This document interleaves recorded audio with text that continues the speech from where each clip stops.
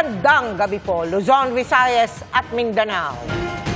3 ang nasawi habang 7 ang sugatan sa pag-araro ng 18-wheeler sa Batasan San Mateo Road sa Quezon City. Nahulikam ang malagim na aksidente na nag-ugat ng magkaproblema umano ang preno ng truck. Sinuspende na ng Land Transportation Office ang lisensya ng driver.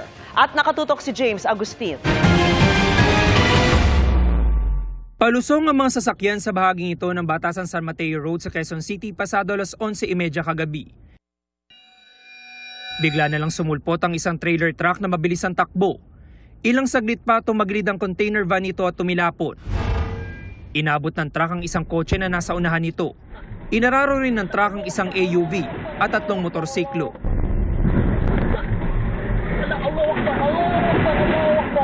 Natumba maging ang poste ng ilaw sa Center Island at bumagsak ang bubong ng isang waiting shed. Ang windshield ng 18-wheeler, basag-basag. Sa lakas po ng pagkakabanggay, kumalas itong container van na ito mula dun sa truck at nagdire-diretso yung tractor head. Dito sa waiting shed, binanggang ilang pang mga sasakyan hanggang sa huminto na yung truck sa bahaging iyon ng kalsada. Dead on the spot ang 38 anyo sa lalaki na naghihintay ng masasakyan sa waiting shed. Ang isa pang nasawi sa di kalayuan, hindi pa tukoy ang pagkakakilanlan. Isinugod naman sa ospital ang 49 anyo sa lalaki nakaangkas sa motorsiklo pero idineklarang dead on arrival. Gasping na siya, unconscious.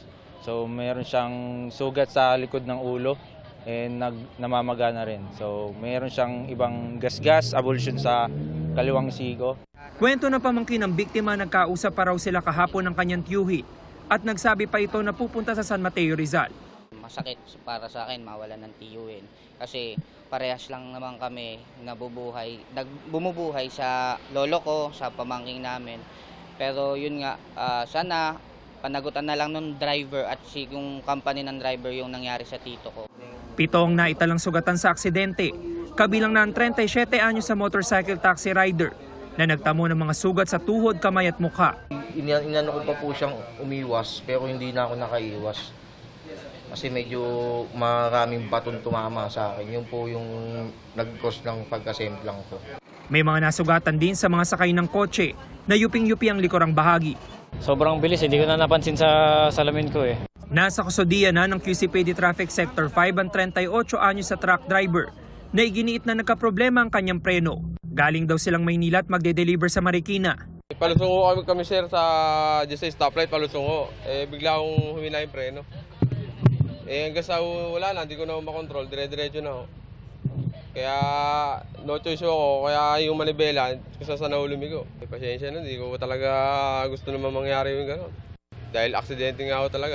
Initial investigation po natin, itong truck po na to, nawalan daw siya ng control. Maharap ang truck driver sa reklamong reckless imprudence resulting in multiple homicide, multiple physical injuries, and damage to properties. Para sa GMA Integrated News, James Agustin, nakatutok, 24 oras.